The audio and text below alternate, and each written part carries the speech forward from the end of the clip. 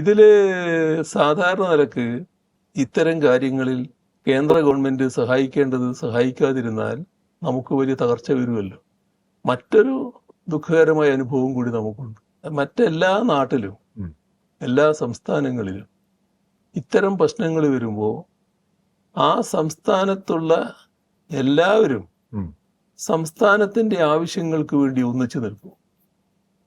പക്ഷെ നമുക്കതൊരു കടുത്ത ദുരനുഭവമാണ്.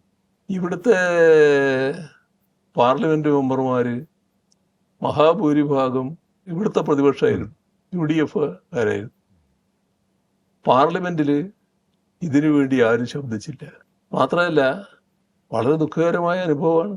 നമ്മൾ 2018 പ്രളയത്തിന് ശേഷമുള്ള നടപടികൾ വന്നപ്പോൾ അതിനെ തുരങ്കം വെക്കാനുള്ള നടപടികളാണ് സ്വീകരിച്ചത്. അതിൽ നമ്മുടെ മുഖ്യമന്ത്രിയുടെ ദുരിതാശ്വാസ നിധി ഉണ്ടല്ലോ, അതിലേക്ക് പണം കൊടുക്കുമല്ലോ. പണം കൊടുക്കാൻ പാടില്ല എന്ന് പറഞ്ഞു. ഒരു ഘട്ടത്തിൽ ജീവനക്കാരുടെ കയ്യിൽ നിന്ന് വായ്പ എടുക്കുകയാണ്. പണം ഒരു പ്രശ്നമല്ലേ, ഒരു വേറൊരു ഘട്ടത്തിലാണ്.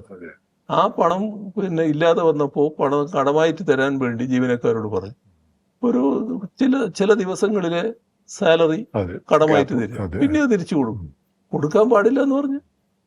കേസ് പോയി അതിനെതിരായിട്ട്. അപ്പോ എത്രമാത്രം നിഷേധാത്മകമായ നിലപാടാണെന്ന് നോക്കണം.